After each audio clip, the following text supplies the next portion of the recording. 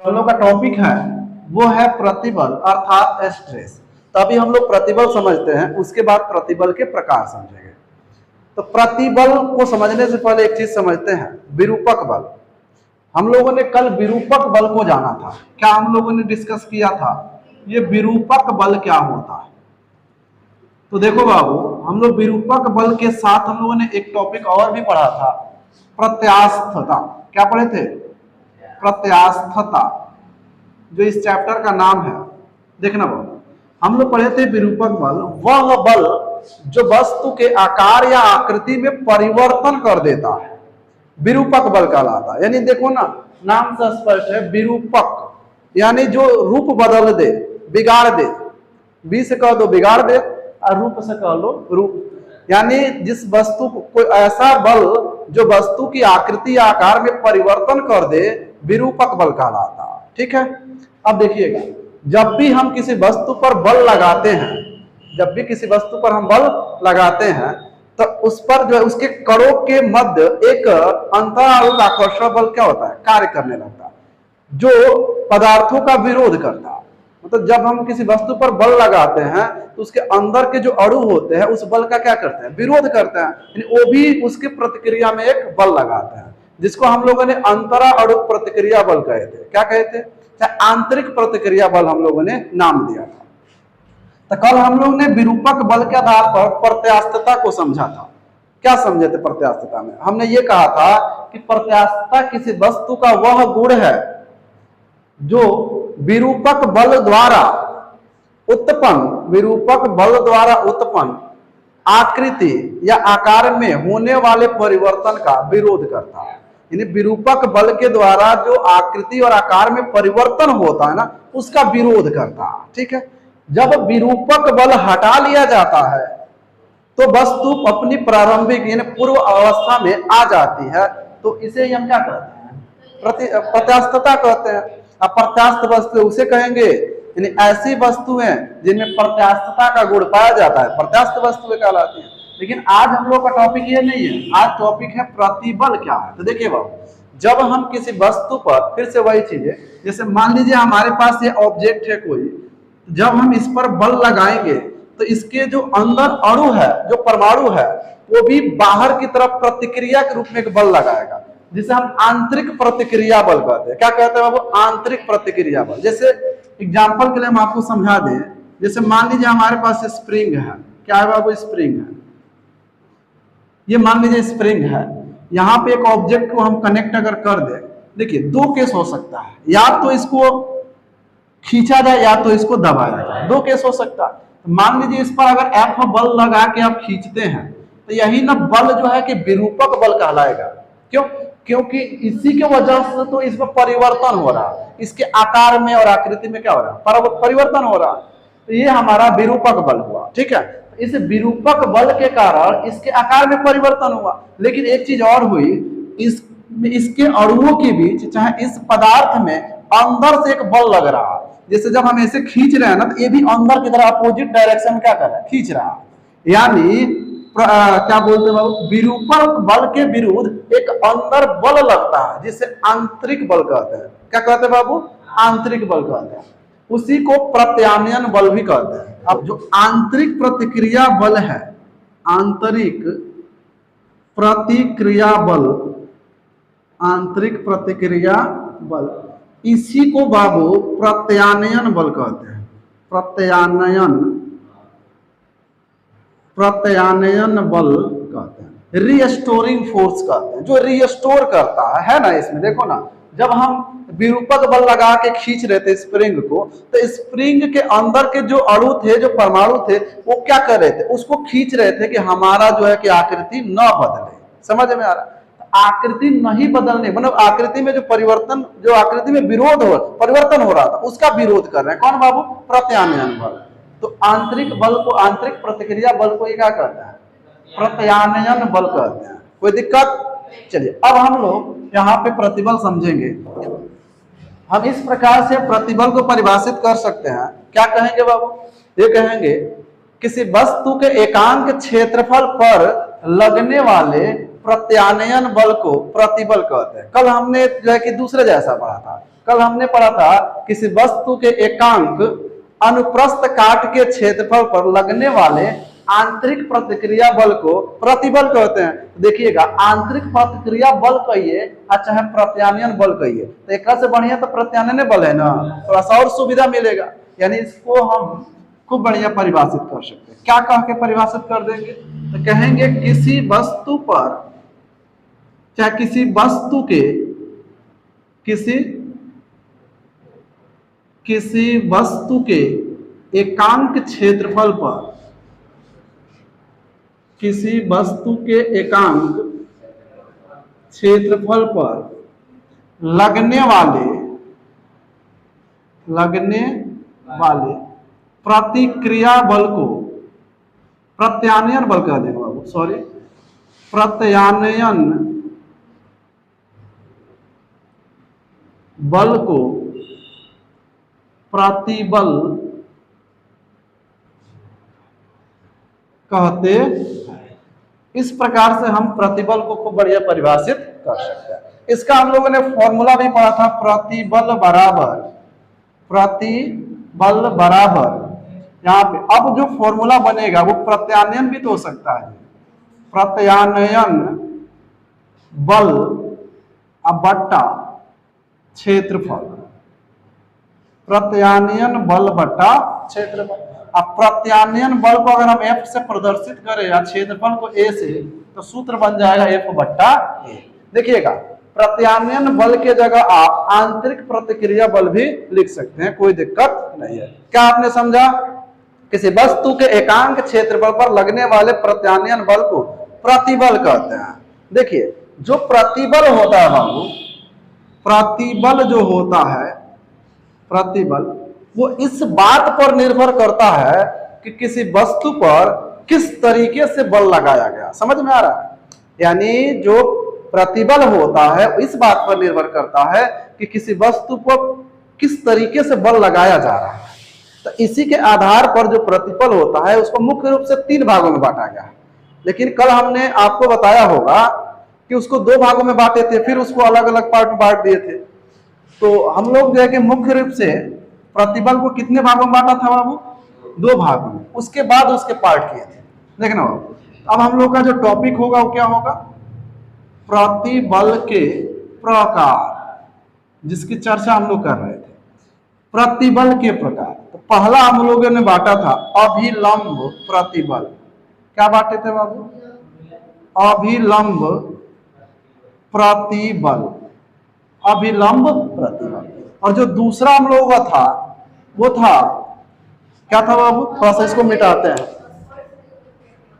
स्पर्श रेखीय प्रतिबल। चलिए, जो दूसरा हम लोग का टाइप था वो था स्पर्श रेखीय प्रतिबल।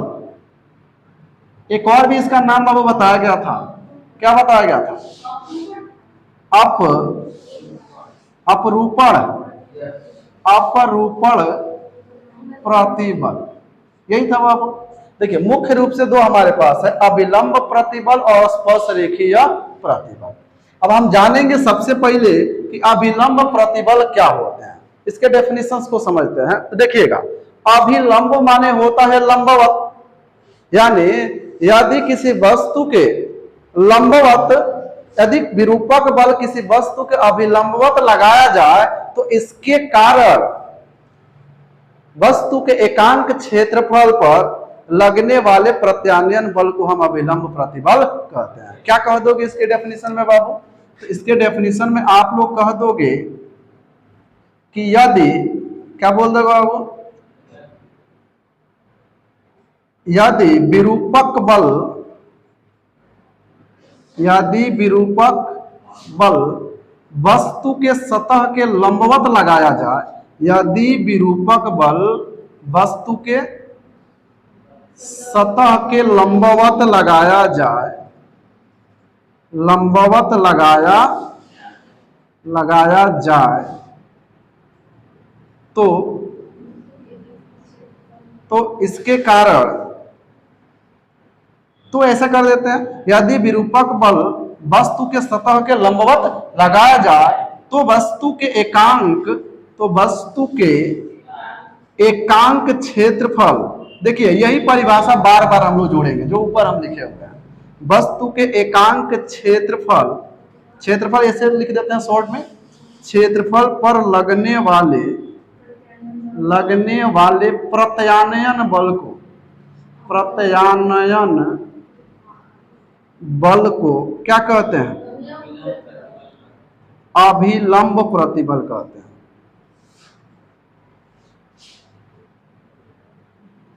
तो देखिए बाबू, अभी आप लोगों से हम कह रहे थे कि जो प्रत्यानयन बल होता है वो इस बात पर निर्भर करता है कि वो कैसे बल लगाया गया है। अब देखिए सतह के लंबवत लगाए तो लंबवत प्रत्यानयन बल हो, लंबवत जो है कि प्रतिबल हो, अभिलंब प्रतिबल हो गया। अगर हम बात करें स्पर्श रेखीय प्रतिबल की, वैसे उस पर आएंगे लास्ट में हम लोग, तो स्पर्श में सीधा सीधा है। यदि ऐसे बोल सकते हैं, यदि स्पर्श बल के कारण ऐसे ये किसी वस्तु पर स्पर्श रेखीय बल लगाया जाता हो, क्या बाबू? किसी वस्तु पर स्पर्श रेखीय बल लगाया जाता है तो एकांक क्षेत्रफल पर लगने वाले प्रत्यानयन बल को हम स्पर्श रेखीय प्रतिबल कहते हैं। कोई दिक्कत है? तो चलिए उसकी चर्चा हम लोग बाद में करेंगे। देखिए ये जो अभिलंब प्रतिबल होता है उसको दो पार्ट में बांट दिया गया है। कौन कौन से बाबू? तो अनुदैर्ध्य ना, देखोगे सही लिखे हैं, अनुदैर्ध्य प्रतिबल, ठीक है। तो अभी हम लोग समझते हैं अनुदैर्ध्य प्रतिबल। दूसरा हम लोग का टाइप्स कौन था बाबू? थोड़ा सा चर्चा कर लेते हैं। अनुदैर्ध्य प्रतिबल एक हो गया और दूसरा हम लोग का था आयतन, क्या था बाबू? आयतन प्रतिबल। फिर यहाँ पे देखिएगा, हम लोग पहले समझेंगे कि अनुदैर्ध्य प्रतिबल क्या है, ठीक है। तो अनुदैर्ध्य प्रतिबल में देखिए बड़ा ही आसान इसका डेफिनेशन है। क्या इसके डेफिनेशन में बाबू कहोगे? तो सीधा सीधा एक ही बात कहनी है। क्या कहनी है? तो इसके डेफिनेशन में कहना है कि यदि विरूपक बल द्वारा, क्या बोल दोगे बाबू? चाहे ऐसे हाँ ऐसे, यदि विरूपक बल द्वारा इसके लंबाई में परिवर्तन होता है, क्या होता है बाबू? जैसे विरूपक बल लगने से इसके लंबाई में परिवर्तन होता है तो एकांक क्षेत्रफल पर लगने वाले प्रत्यानयन बल को अनुदैर्ध्य प्रतिबल कहते हैं। डेफिनेशन समझ में आया? लिख लेंगे आप लोग। देखिए अनुदैर्ध्य प्रतिबल दो प्रकार का होता है। एक होता है तनन, क्या होता है बाबू? तनन प्रतिबल, ये समझना जरूरी है। तनन प्रतिबल क्या है? और दूसरा हम लोग का जो होता है वो होता है संपीड़न प्रतिबल। देखिए इसके डेफिनेशन तो हम लोग समझ लेंगे, लिख भी लेंगे, लेकिन पहले समझते हैं। जैसे मान लीजिए हमारे पास एक सिलेंडर है, यही मान लीजिए सिलेंडर है, देख रहे हो बाबू? ये सिलेंडर है। सिलेंडर मैंने घर वाला सिलेंडर मत समझिएगा। क्या समझेंगे बताइए तो? हाँ, सिलेंडर का मतलब छड़, आप छड़ देखे होंगे, जैसे बेलन इसका हिंदी होता है। तो इस तरीके का जो भी होगा छड़नुमा जो भी वस्तु होगी उसकी बात कर रहा है। तो मान लीजिए छड़ ही है ये, तो देखिएगा इसमें अगर स्ट्रेस किया जाए, मतलब इसमें मान लीजिए अगर इसको ताना जाए, इसके लंबाई में वृद्धि कर दिया जाए, क्या कर दिया जाए? अगर इसके लंबाई में क्या कर दिया जाए? लंबाई में इसके अगर वृद्धि हम कर दें, क्या कर दे बाबू? लंबाई में वृद्धि कर दे।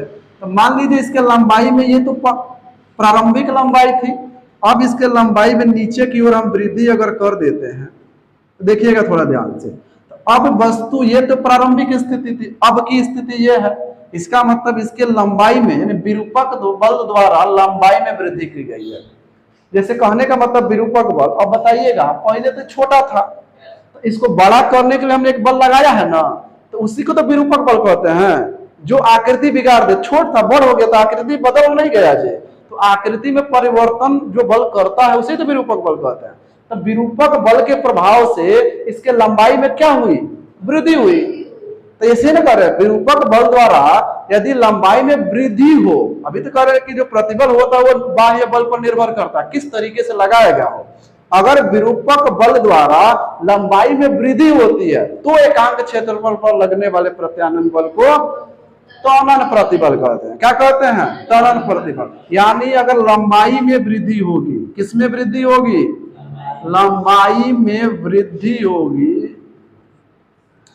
तब इसके एकांक क्षेत्रफल पर लगने वाले जो प्रतिबल होगा उसे त्वरण प्रतिबल कहेंगे बाबू। अब देखिएगा संपीड़न, इसके अपोजिट होगा। लंबाई में क्या होगी? कमी होगी। क्या होगी बाबू? लंबाई में यदि कमी होती है तब एकांक क्षेत्रफल पर लगने वाले प्रतिबल को क्या कहते हैं? संपीड़न प्रतिबल कहते हैं। क्या डेफिनेशन कहोगे बाबू? कह देना कि विरूपक बल के कारण यदि वस्तु की लंबाई में कमी होती है, ठीक है, यदि विरूपक बल द्वारा लंबाई में क्या होती है? कमी होती है, तो एकांक क्षेत्रफल पर लगने वाले प्रत्यानयन बल को हम क्या कहते हैं? संपीड़न प्रतिबल कहते हैं। समझ में आ रहा है कि नहीं आ रहा? जैसे इसमें कहे कि विरूपक बल द्वारा लंबाई में वृद्धि होती है, तो एकांक क्षेत्रफल पर लगने वाले एकांक क्षेत्रफल पर लगने वाले प्रत्यानयन बल को हम त्वरण प्रतिबल। यदि विरूपक बल द्वारा लंबाई में कमी होती है, तो एकांक क्षेत्रफल पर लगने वाले प्रत्यानयन बल को हम संपीड़न प्रतिबल। एक ही बात बार बार कहनी है, लास्ट में खाली शुरू में क्या कर देना, ये जोड़ देना, लास्ट में वही बात कहनी है जो सब में कह रहे हैं। बताइएगा समझ में आया कि नहीं आया? अब जैसे इसकी एग्जांपल्स की बात करेंगे तो हो नहीं गया जी। जैसे मान लीजिए हमारे पास कोई स्प्रिंग था बाबू, क्या था? स्प्रिंग था मान लीजिए, और कोनो इसको दबा दिया, क्या कर दिया? जैसे मान लीजिए इसकी स्थिति इस तरीके से, कोनो दबा के क्या कर दिया? छोट कर दिया। अब देख रहे हो स्थिति कैसी है। तो इसमें जो कमी हुई ना इसके लंबाई में, अच्छा यही है, मान लीजिए इतना लंबा है ना, इसको अब इस अवस्था में लेकर दाब के कोनो क्या कर दे? छोट कर दे। तो दाब के कोनो छोट कर देगा तो उसको क्या कहेंगे? संपीड़न प्रतिबल कहेंगे। क्या कहेंगे? संपीड़न। तो बताइए समझ में आ रहा है कि नहीं आ रहा? ठीक है, यानी अभिलंबवत के लिए हम लोग क्या किया? यदि विरूपक बल लंबवत सतह के लंबवत लगता है, तब उसका जो प्रत्यानयन बल है उसको कहते थे क्या? अभिलंब प्रतिबल। और जब लंबाई में वृद्धि होगी तो त्वरण प्रतिबल, और लंबाई में कमी होगी तो संपीड़न प्रतिबल। अब हम आते हैं आयतन प्रतिबल पर। किस पर आते हैं बाबू? जो इसका दूसरा पार्ट है हम लोगों का, बी वाला पार्ट कह सकते हो, इसको ए पार्ट कह सकते हो बाबू। इसको क्या कह सकते हो? ए पार्ट, इसको बी पार्ट। तो बी पार्ट में क्या हम लोग जानेंगे? आयतन प्रतिबल क्या होता है? आयतन प्रतिबल क्या होता है? अब बताइएगा आप ही लोग कि आयतन प्रतिबल का परिभाषा कैसे दीजिएगा? विरूपक बल के कारण, चाहे विरूपक बल द्वारा, सुनिएगा ध्यान से, चाहे विरूपक बल के प्रभाव से, कुछ भी कहिए ना, लेकिन कहिए तो विरूपक बल द्वारा किसी वस्तु के आयतन में परिवर्तन होता है। यानी विरूपक बल के द्वारा किसी वस्तु के आयतन में परिवर्तन होता है, तो एकांक क्षेत्रफल पर लगने वाले प्रत्यानयन बल को हम आयतन प्रतिबल कहते हैं। आप लोग इसको नोट भी कर लीजिएगा, ठीक है? चलिए क्या बोलेंगे हम लोग, फिर से एक बार रिपीट कर देते हैं। या हाँ, प्रत्यानय क्या बोले? शुरू में विरूपक बल कहना पड़ेगा ना। विरूपक बल द्वारा किसी वस्तु के आयतन में परिवर्तन होता है, तो एकांक क्षेत्रफल पर लगने वाले प्रत्यानयन बल को आयतन प्रतिबल कहते हैं। देखिएगा थोड़ा ध्यान से, फिर से गौर कर लीजिए। एकांक वाला जो बात हम कह रहे हैं सब में एक ही कर, कब लग रहा? तो के बाद लग रहा है। कब लग रहा है बाबू? तो के बाद वाली भाषा याद बिल्कुल नहीं करनी है। याद करोगे उसको? याद नहीं करना है। याद नहीं करोगे तो फिर लिखोगे कैसे? देखिएगा, आप लोग पढ़िए मत, हाँ खूब पढ़िए, पढ़ना नहीं है, क्या करना है? खूब पढ़ना है। थोड़ा सा पढ़ोगे तो भुला जाओगे। चलिए हम लोगों का दूसरा जो पार्ट है वो कौन सा? यही है। चलिए इसी पर तीर मार लेते हैं। स्पर्श रेखीय प्रतिबल क्या कहेंगे? किसी वस्तु पर लगाए गए स्पर्श रेखीय बल, या किसी वस्तु पर लगाए गए स्पर्श रेखीय बल द्वारा, अच्छा ऐसे बोल सकते हैं, किसी वस्तु पर यदि स्पर्श रेखीय बल लगाया जाता है, क्या बोल सकते हैं? यदि किसी वस्तु पर स्पर्श रेखा में बल लगाया जाता है, यानी स्पर्श में क्या बोलते हैं उसको, स्पर्श रेखीय बल कार्यरत होता है तो एकांक क्षेत्रफल पर लगने वाले प्रत्यानयन बल को क्या बोलेंगे, स्पर्श रेखीय। अब इसका एग्जाम्पल हम आपको दिखाते हैं। जैसे कहने का अर्थ यह है ना कि जैसे किसी वस्तु पर हम स्पर्श रेखा में बल लगा, मतलब इसके पार्श्व स्थिति में बल लगा। जैसे मान लीजिए यहाँ पे हमारे पास एक सिलेंडर है, क्या है बाबू, एक सिलेंडर है। मान लीजिए आपने इस पर बल लगाया, स्पर्श किया, जैसे खींच नहीं रहा है इसमें, ऐसे स्पर्श नहीं होता है। जैसे मान लो कोनो चीज ऐसे है, ऐसे ही खड़ा, ऐसे टच कर देता है, ऐसे कर हल्का सा क्या हो जाता है, टेढ़ा हो जाता है कि नहीं। जैसे बोतल वोटल पानी पर रखते हैं, कभी गलती से ऐसे टच हो जाता है, टेढ़ा हो जाता है कि नहीं होता। जैसे मान लीजिए इस पर कोई अगर बल इस तरीके से लगाए, स्पर्श करे, स्पर्श पास, इसीलिए तो इसे कह रहे हैं स्पर्श रेखीय बल। तो देखिएगा ये इस तरीके से स्थिति आ जाएगा कि नहीं आ जाएगा, बताइएगा बाबू।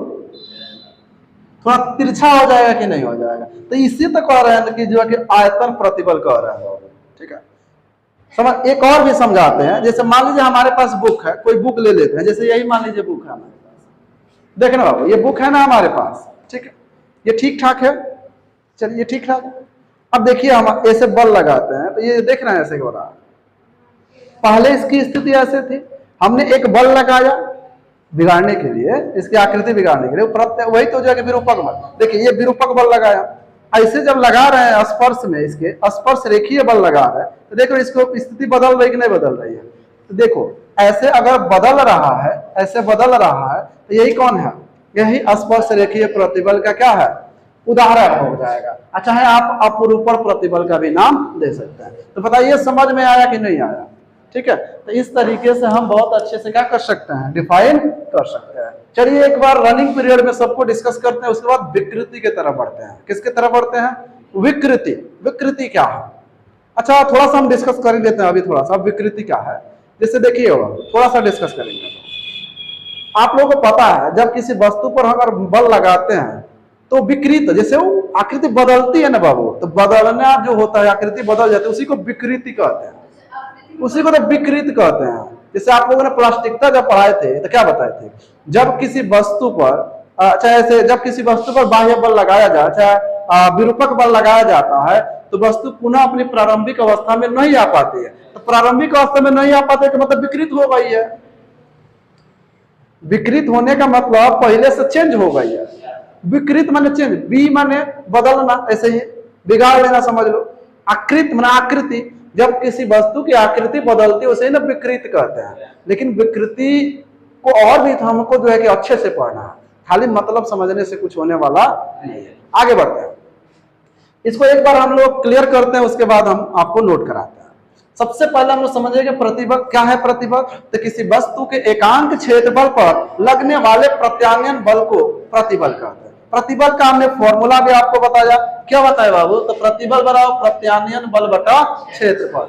उसके बाद यहाँ पे थोड़ा सा प्रतिबल का मात्रक और ये चीजें हम कल बता दिए थे, एक बार और बता देते हैं आपको। इसका मात्रा क्या होता है, न्यूटन पर मीटर स्क्वायर, न्यूटन पर मीटर स्क्वायर। तो यहाँ पे माइनस लगाना पड़ेगा। मात्रा क्या, इसका बीमा कितना होता है बाबू, तो एम एल के पावर -1 टी के पावर माइनस, ये होता है इसकी बीमा। तो ये थोड़ा सा याद कर लीजिएगा। उसके बाद है प्रतिबल के प्रकार, हमने मुख्य रूप से 3 ही कहे थे, लेकिन 2 टाइप्स में करके पढ़े, 2 पार्ट में पढ़े हम लोगों ने। पहला पार्ट में पढ़ा अभिलंब प्रतिबल, इसकी डेफिनेशन भी आपके सामने है।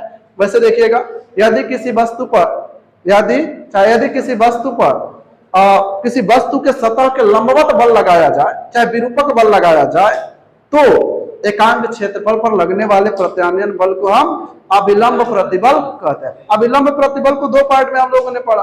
पहला पार्ट अनुदैर्ध्य प्रतिबल। तो अनुदैर्ध्य प्रतिबल का मतलब हमने लंबाई में परिवर्तन से समझा। देखिए लंबाई में परिवर्तन 2 तरीके से हो रहा था, लंबाई में वृद्धि, लंबाई में कमी।